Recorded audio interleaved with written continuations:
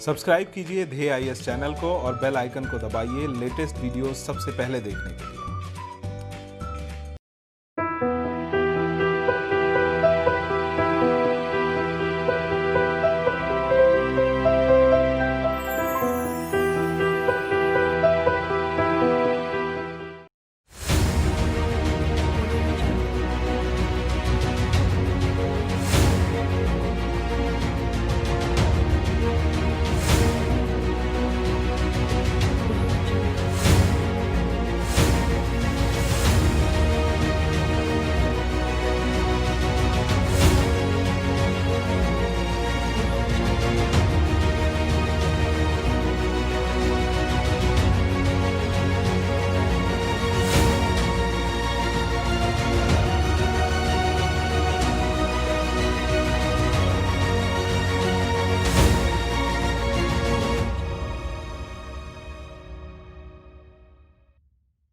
नमस्कार, मैं सुनील वर्मा ध्येय आईएएस टीम की ओर से आपका स्वागत करता हूं ध्येय टीवी पर। हम बात करेंगे डेली करंट अफेयर्स के अपने प्रोग्राम पर, जैसा कि हम प्रतिदिन करते आए हैं। आज की वीडियो में मैं 2 टॉपिक कवर कर रहा हूं। पहला जो टॉपिक है, इसमें मैं बात करूंगा आरबीआई के डिविडेंड पर। देखेंगे यह आरबीआई का डिविडेंड क्या होता है, हर साल आरबीआई भारत सरकार को डिविडेंड क्यों सौंपती है और डिविडेंड्स का सोर्स क्या है, ये भी हम समझने का प्रयास करेंगे। वहीं जो दूसरी खबर है, उसमें हम बात करेंगे हेट स्पीच से जुड़े फेसबुक के विवाद पर। देखेंगे आखिर फेसबुक का ये हेट स्पीच संबंधी विवाद क्या है। आइए इन्हीं दोनों खबरों को एक एक करके विश्लेषित करते हैं। सबसे पहले एक शब्द समझिए, डिविडेंड। डिविडेंड को अगर हम आसान शब्दों में कहें तो इसको हम हिंदी में बोलते हैं लाभांश या मुनाफा। तो लाभांश और मुनाफा जो कि डिविडेंड के ही क्या है हिंदी रूप हैं, इसको अगर हम समझें तो इसका मतलब यह है कि डिविडेंड वह होता है जो हम अपने सहयोगियों के साथ मुनाफे में से शेयर करते हैं। मान लेते हैं हम जो है कि 10 लोगों ने मिलकर एक कंपनी बनाया और 10 लोगों ने क्या किया, उसमें 10-10 रुपए लगाए। तो इस तरह से जो भी मुनाफा प्राप्त होगा वह क्या होगा, इक्वली सबको डिस्ट्रीब्यूट कर दिया जाएगा। तो इसी को कहेंगे डिविडेंड। अब देखिए इसमें क्या हुआ, मैंने एक शब्द यूज किया कि जितने भी सहयोगी होंगे, सहयोगी का मतलब जिन लोगों ने उसमें पैसा लगाया है।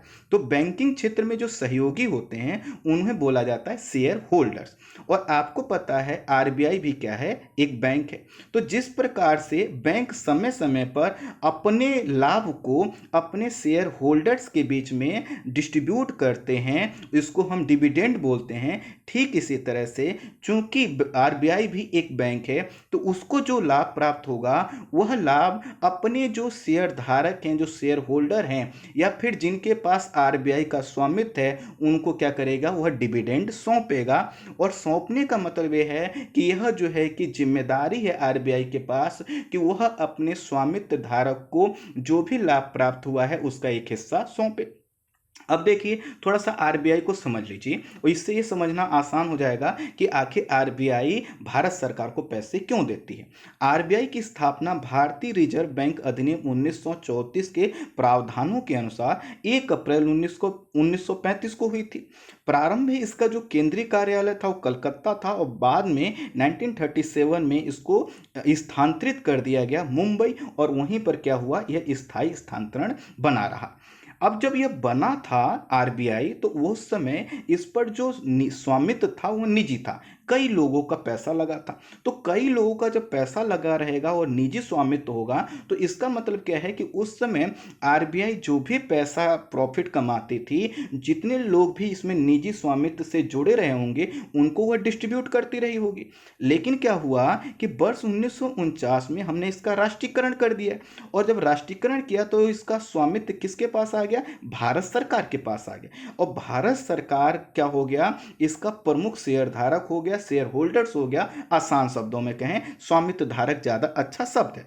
तो इस तरह से इससे यह पता चला कि जो है कि जिस तरह से बैंक अपने शेयर धारकों को डिविडेंड देते हैं, उसी के अनुसार आरबीआई को भी क्या करना चाहिए, अपना जो प्रॉफिट होता है वह शेयर करना चाहिए उसके स्वामित्व धारक अर्थात भारत सरकार के से। और ये कब से हो रहा है, 1949 से। अब देखिए इसी में एक नियम समझ लेना है, और वो है आरबीआई एक्ट 1934 का।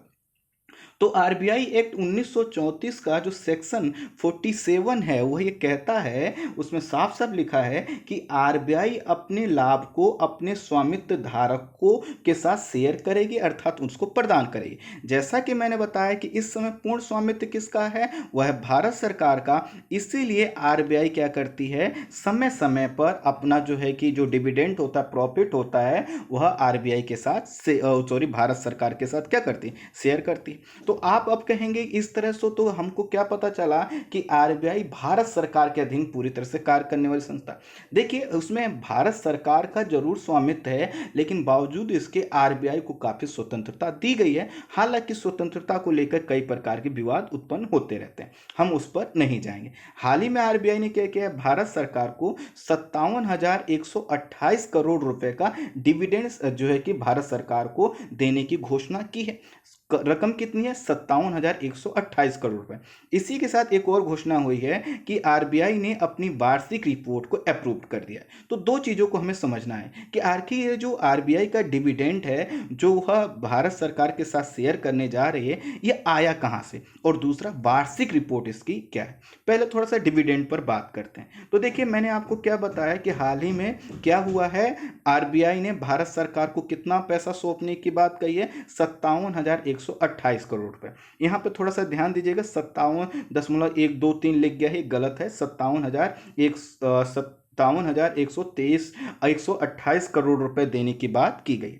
थोड़ा सा लास्ट ईयर के जो डिविडेंड आरबीआई द्वारा भारत सरकार को प्रदान किए गए हैं, इनको थोड़ा सा देखिए। आपको देखकर डेटा पता चल रहा होगा कि लगभग 50 से 55 हजार करोड़ रुपए हर साल जो है कि आरबीआई क्या कर रही है, भारत सरकार को सौंप रही है। इसमें थोड़ा सा एक परिवर्तन दिखाई देगा आपको वर्ष 2016-17 के आंकड़े में। इस साल जो है कि लगभग 30,000 करोड़ रुपए ही भारत सरकार को सौंपे गए।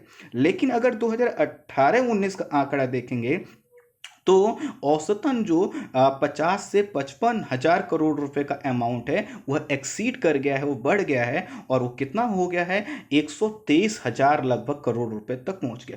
और सिर्फ इतना ही नहीं, वर्ष 2018-19 में तो जो है कि आरबीआई ने डिविडेंड के अलावा भारत सरकार को लगभग 52,637 करोड़ रुपए अतिरिक्त प्रदान किए थे। प्रश्न आएगा ये अतिरिक्त क्यों प्रदान किए। तो हुआ क्या था, दिसंबर 2018 में बिमल जालान की अध्यक्षता में एक कमेटी का गठन किया। इस कमेटी को यह काम दिया गया कि वह क्या करे कि आरबीआई के पास जो रिजर्व पैसा रखा गया है उस पर अपनी बात रखे, रिपोर्ट रखे। इसमें बिमल जालान के अलावा राकेश मोहन जो है कि भरत दोषी, सुधीर माकंड, एनएस विश्वनाथन और जो है कि एससी गर्ग शामिल थे। ये 5C हो गया, गलती है, टाइपिंग एरर, माफी चाहता हूँ। इस कमेटी ने क्या किया, इकोनॉमिक जो है कि कैपिटल फ्रेमवर्क के संबंध में अपना विचार रखा। इकोनॉमिक कैपिटल फ्रेमवर्क से तात्पर्य यह होता है कि आखिर जो भी कैपिटल है वह किस तरह से उसका उपयोग किया जाए। तो इसको जिम्मेदारी क्या दी गई थी कि आरबीआई का जो कैपिटल फ्रेमवर्क है उस पर यह अपनी रिपोर्ट सौंपते। इसी के तहत जो है कि इन्होंने क्या कहा कि अपनी रिपोर्ट ये हम सौंपेंगे, इन्होंने इस जिम्मेदारी को उठाया। लेकिन यहाँ पे एक शब्द समझिए और वो है CRB। तो कंटिजेंसी रिस्क बफर इसको बोलते हैं। कंटिजेंसी रिस्क बफर का मतलब है कि आरबीआई के पास इतना पैसा रिजर्व हमेशा होना चाहिए जिससे उसके पास कोई पैसा मांगने आए या कोई भी ऐसी इकोनॉमिक क्राइसिस आए तो वह उस पैसे का प्रयोग करके बैंकिंग सेक्टर को क्या करे, संभाल सके। तो कमेटी ने जो बैठाई गई थी, बिमल जालान की कमेटी, उसने कहा कि आरबीआई के पास CRB के तहत लगभग उसकी कैपिटल का 6.8% पूंजी रखा हुआ है जो ज़्यादा है, और जो बिमल जालान कमेटी ने कहा इसे 5.5% नियर अबाउट किया जा सकता है। अब देखिए, जब देखिए इस पर पहले कितना था इनके पास CRB अर्थात कंटिजेंसी रिस्क बफर 6.8%, इसको कहा गया थोड़ा सा आप कम कर सकते हो। आरबीआई ने कहा ठीक है हम कर लेते हैं, और उन्होंने कर दिया 5.5%। और इसके तहत क्या हुआ, बहुत सा पैसा प्राप्त हुआ, और उसी पैसे को क्या किया गया, जैसा कि मैंने बताया कि डिविडेंड के अलावा 52,637 करोड़ रुपए आरबीआई ने भारत सरकार को सौंप दिए। अर्थात जो कंटिजेंसी रिस्क बफर का एक बड़ा अमाउंट था उसको थोड़ा सा छोटा कर दिया गया। यहाँ पे एक चीज़ हमें समझ में आता है कि जो आरबीआई क्या करती है, जो अपने पास पैसा आता है उसका एक पैसा तो वह क्या करती है, भारत सरकार को हमेशा दे रही, दूसरा अपने पास एक रिस्क बफर जोन बना कर रख रही है। और ये रिस्क बफर जो पूरा एक जो है कि भाग है पैसे का, इसका यूज क्या होता है कि इकोनॉमिक जो अगर स्लो डाउन आए, कोई ऐसी कंडीशन आए कि बैंक की जो स्थिति है वो काफ़ी खराब हो सकती है, तो उसको क्या कर सके, मैनेज कर सके। और जैसा कि मैंने आपको बताया कि यह आरबीआई क्या करती है, डिविडेंड देती है। प्रश्न आएगा पैसा कहाँ से आता है, तो देखिए क्या करता है, आरबीआई डॉलर की खरीद बिक्री करता है और उसकी आपूर्ति करके लाभ कमाता है। आसान शब्दों में मैं समझाऊं, मान लीजिए कि आज जो है कि आरबीआई क्या करे, डॉलर खरीद के रख ले, मार्केट में जो डॉलर का रेट चल रहा है मान लीजिए वो उसको खरीद के रख ले। मान लीजिए आज के डेट में 50 रुपये प्रति जो है कि डॉलर मिल रहा है, अर्थात $1 के लिए 50 रुपये खर्च करना है, और आरबीआई ने खरीद के रख लिए।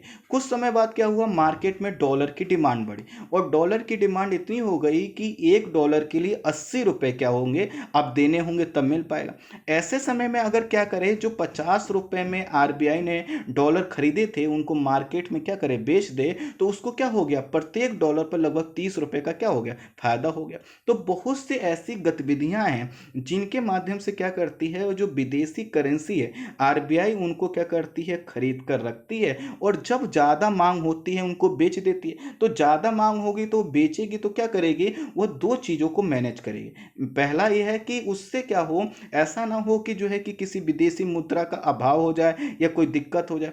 दूसरा ये प्रयास करेगी कि उसका जो पैसा लगा हुआ है वो भी निकल जाए। तो इस तरह से सामान्यतः जो विदेशी करेंसी है वो कम कीमत पर खरीद कर रखी जाती है, अधिक कीमत होने पर बेच दी जाती है। तो इसमें क्या होगा, लाभ होगा, और यही लाभ क्या होगा, उसके डिविडेंड्स का एक सोर्स बनेगा। दूसरा क्या होता है कि आरबीआई क्या करती है, विदेशी जो बॉन्ड होते हैं उनको खरीदती है। विदेश की जो कंपनियां हैं या जो मान लीजिए सेंट्रल बैंक हैं उनके बॉन्ड को खरीदती है। बॉन्ड का मतलब क्या होता है, ऐसे जो है कि इंस्ट्रूमेंट से होता है जिसमें मान लीजिए कि जो है कि एक बैंक है, फेडरल बैंक है, मान लीजिए अमेरिका का, एक एग्जाम्पल ले रहे हैं छोटा सा, समझिए कि अमेरिका का एक बैंक है, वह कह रहा है कि हम बॉन्ड जारी कर रहे हैं। आरबीआई ने खरीद लिया, 100 रुपये का बॉन्ड है, और बैंक जो अमेरिकी बैंक है उसने कहा 1 साल बाद हम इस पर 110 रुपये देंगे। तो अब देखिए क्या करेगा, आरबीआई के पास जो पैसा है उससे क्या करेगा, वह खरीद लेगा बॉन्ड, और 1 साल बाद उसको क्या होगा, 10 रुपये ज़्यादा मिल जाएगा। तो इस तरह से जब आरबीआई काम करती है उससे भी जो उसको ब्याज मिलता है, पैसा मिलता है, जो प्रॉफिट होता है वो भी क्या है, इस डिविडेंड का एक आधार बनता है। तीसरा है, आरबीआई क्या करती है, जो सरकारी बॉन्ड्स होते हैं, भारत सरकार वगैरह जब पैसे की जरूरत होती है तो इनके बॉन्ड्स को भी क्या करती है, वो खरीद के रख लेती है, और इनसे जो पैसा प्राप्त होता है उसके लाभ का क्या बन जाता है, आधार में। इसके अलावा सोने के जो भंडार होते हैं उनकी भी क्या करती है, खरीद बिक्री करती है, अर्थात सोना अपने पास वो रखता है, और जब सोने की कीमत बहुत ज़्यादा बढ़ जाती है तो क्या करता है, जो है कि आरबीआई कुछ मात्रा उसकी बेच देता है। तो इससे भी क्या होता है, उसको आय प्राप्त होता है। कुल मिलाकर यह जो आय के सोर्स हैं कई प्रकार के हैं, इसके अलावा भी कई प्रकार के आय के सोर्स हैं, और इन्हीं से क्या होता है, प्रॉफिट होता है। और यही प्रॉफिट जब वो क्या होता है कि भारत सरकार के साथ शेयर किया जाता है तो इसी को हम डिविडेंड बोलते हैं। अब एक चीज़ और समझना है, वार्षिक रिपोर्ट। आरबीआई हर साल अपनी वार्षिक रिपोर्ट अगस्त माह में लगभग जारी करता है, और ये जो रिपोर्ट होती है यह आरबीआई के जो केंद्रीय निदेशक मंडल है उसकी ओर से भारत सरकार को प्रस्तुत किया जाता है, क्योंकि भारत सरकार क्या है, इसका स्वामित्व धारक। अभी जो रिपोर्ट होती है इसमें क्या क्या चीज़ों का आकलन होता है, इसमें होता है अर्थव्यवस्था की स्थिति जो चल रही है उसकी समीक्षा होती है, उसका आकलन किया जाता है, और ये भी देखा जाता है भविष्य में संभावना क्या है। दूसरा है, वर्ष के दौरान आरबीआई ने क्या क्या कार्य किए और आने वाले वर्ष के लिए आरबीआई का विजन और एजेंडा क्या है, ये भी इस रिपोर्ट में मेंशन होता है। और साथ ही साथ ये वार्षिक खाता होता है, और ये वार्षिक खाता जुलाई से जून तक होता है। मुझे आप बताइएगा कि कितने जुलाई और कितने जून का यह होता है, अर्थात जो वार्षिक खाता प्रस्तुत किया जाता है यह किस तारीख से लेकर किस तारीख तक होता है। हालांकि बहुत कुछ लिखा हुआ है, इससे भी आप अंदाजा लगा सकते हैं, फिर भी बताइएगा आप मुझे कमेंट बॉक्स में। तो इस तरह से हमने ये समझा कि जो डिविडेंड है वह किसके द्वारा सौंपा जाता है, आरबीआई के द्वारा भारत सरकार को, और किसके तहत, आरबीआई एक्ट 1934 के सेक्शन 47 के तहत किन किन सोर्स से पैसा प्राप्त होता है ये भी आपको पता चले। आइए अब हम बात करते हैं फेसबुक के हेट स्पीच संबंधी विवाद पर।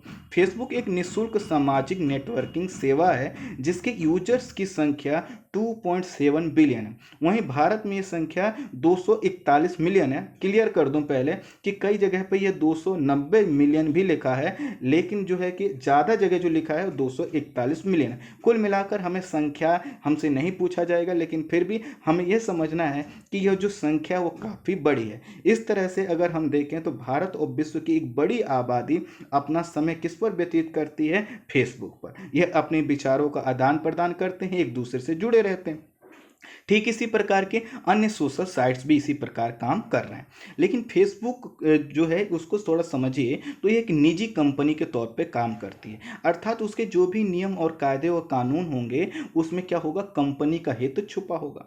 इस कंपनी का जो मुख्यालय है वह जो है कि अगर आप देखेंगे तो यह आपको जो पालो आल्टो कैलिफोर्निया में है मुख्य वाला। दूसरा जो इसका एक मुख्यालय डबलिन में है, और ये डबलिन वाला क्या करता है? जो आयरलैंड, यूरोप, अफ्रीका और मध्य पूर्व के लिए एक जो है कि केंद्रीय या जो है कि अंतर्राष्ट्रीय कार्यालय के रूप में काम करता है। वहीं जो सियोल में हो एशिया के लिए क्या करता है? केंद्रीय कार्यालय के रूप में कार्य करता है, और यहीं से अपना कारोबार यह चलाते हैं। हाल ही में अमेरिकी अखबार जो कि वॉल स्ट्रीट जर्नल ने अपनी एक रिपोर्ट में कहा है कि भारत में फेसबुक भाजपा के नेताओं के हेट स्पीच संबंधी पोस्ट पर एक्शन लेने में जानबूझकर ढिलाई करती है, और ये सब एक विस्तृत योजना के तहत किया जाता है।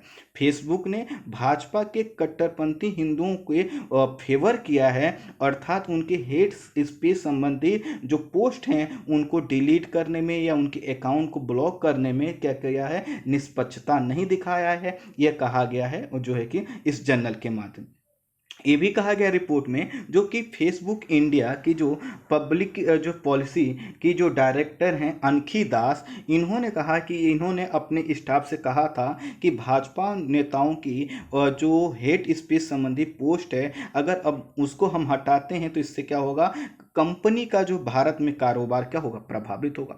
अब समझिए अगर ये बात सही है तो इसका मतलब क्या है कि कोई हेट स्पीच अगर देने वाला व्यक्ति किसी संबंधित पार्टी से है तो उसके जो है कि पोस्ट को हटाने में विलंब किया जाएगा या उसका अकाउंट सस्पेंड नहीं किया जाएगा। और इस तरह से क्या होगा? फिर यह एक चुनौती उत्पन्न करेगा कि आखिर कानून व्यवस्था कैसे। जैसे अभी कुछ दिन पहले हम लोगों ने एक घटना देखी थी, आपने बेंगलुरु वाली घटना देखी होगी, आपको पता चला होगा कि एक फेसबुक पोस्ट ने कैसे जो है कि कई जगहों पर आग का काम किया। और इस तरह से जो घटनाएं होती हैं आए दिन होती रहती हैं। इसलिए इस प्रकार अगर किसी कंपनी की पॉलिसी है या वहां पर वास्तव में ऐसा होता है तो काफी क्या है? चिंताजनक है। हेट स्पीच की समस्या से निदान पाने के लिए सुप्रीम कोर्ट ने अपनी इस पर चिंता व्यक्त की थी और भारत सरकार से कहा था कि इस पर आप कड़े नियम बनाइए। और कड़े नियम बनाने के बाद सभी चिंताओं के बाद अगर यह होता है कि एक ऐसा सोशल प्लेटफॉर्म जहां पर बहुत से लोग, अगर हम छोटी सी संख्या भी देखें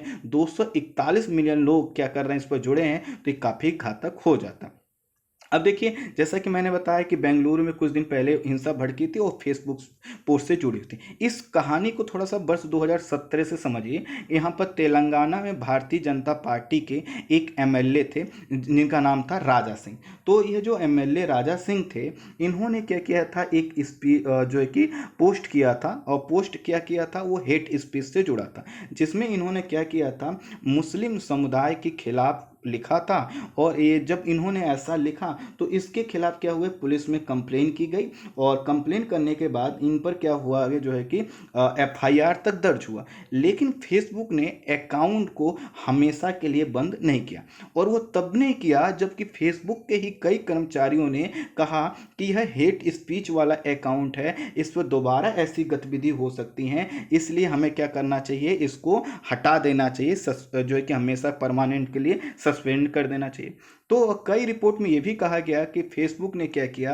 अपने राजनीतिक पार्टी से जुड़े लोगों के हेट स्पीच जो की घटनाएं होती हैं उस पर अपनी क्या है? आंखें बंद रखी, जैसा कि यही घटना एक दिखाई देती है। इसके बाद और भी घटनाएं हैं। अगर हम देखें, अनंत कुमार हेगड़े जो बीजेपी के नेता हैं, इन्होंने अप्रैल 2020 में कोरोना जिहाद संबंधी पोस्ट की, और इसमें क्या किया है? कोरोना के लिए सिर्फ मुस्लिम समुदाय को प्रमुख रूप से उत्तरदायी बताया गया।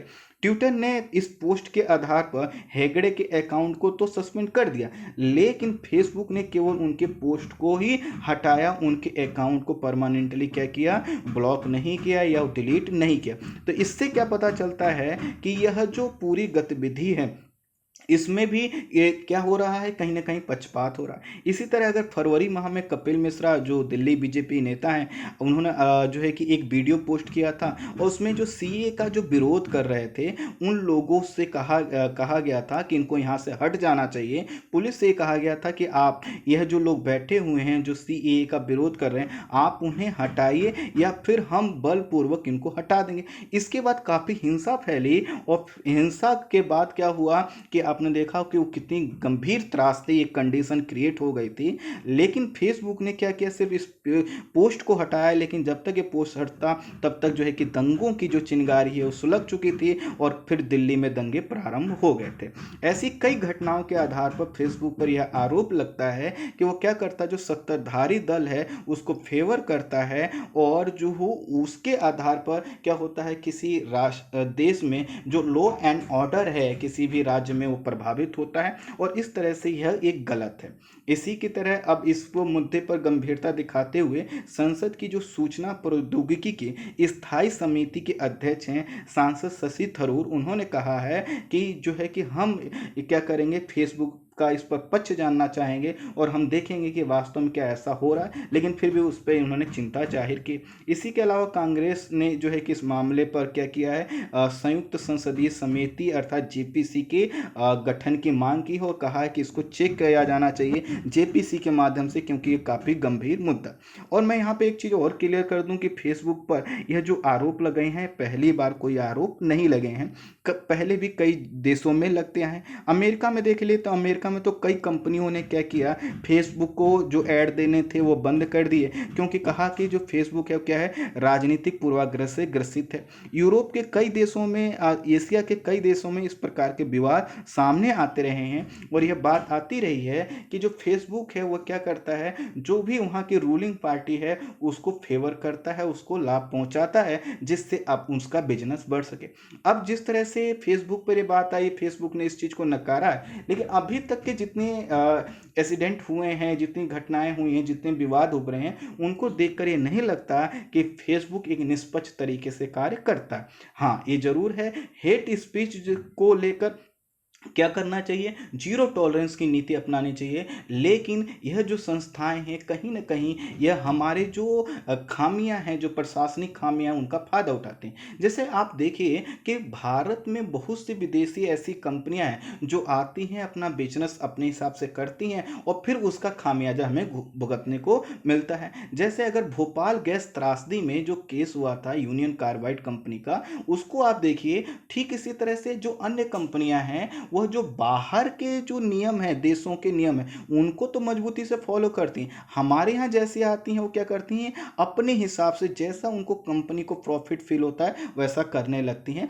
जैसा कि मैंने बताया, फेसबुक क्या है, एक कंपनी के रूप में कार्य करती है, तो कहीं ना कहीं ये समय है कि जब फेसबुक की जो निष्पक्षता है उसको परखी जाए, उसके लिए रेगुलेशन टाइट रखे जाए, क्योंकि हेट स्पीच किसी भी समाज के लिए सबसे घातक है, खासकर भारत जैसे सोसाइटी में जहाँ पर हर जो है कि 2 किलोमीटर पे क्या होता है, आपने देखा है, समुदाय बदलते हैं, वहाँ पे रहने वाले लोग बदलते हैं, कल्चर बदलता है और उनमें आपसी जो है कि कई प्रकार के सामंजस्य भी हैं और कई प्रकार के अंतर विरोध भी हैं। ऐसे में हेट स्पीच क्या कर सकता है, कहीं भी लॉ एंड ऑर्डर को मेंटेन करने में काफ़ी जो है कि चिंताजनक स्थिति उत्पन्न कर सकता है। इसलिए यहाँ पर फेसबुक की जो जिम्मेदारी हो थोड़ा सा बढ़ जाती है। आने वाले समय में कोई अगर इस पर अपडेट होगा तो मैं ज़रूर बताऊँगा। आज के लिए इतना ही। Thank you so much.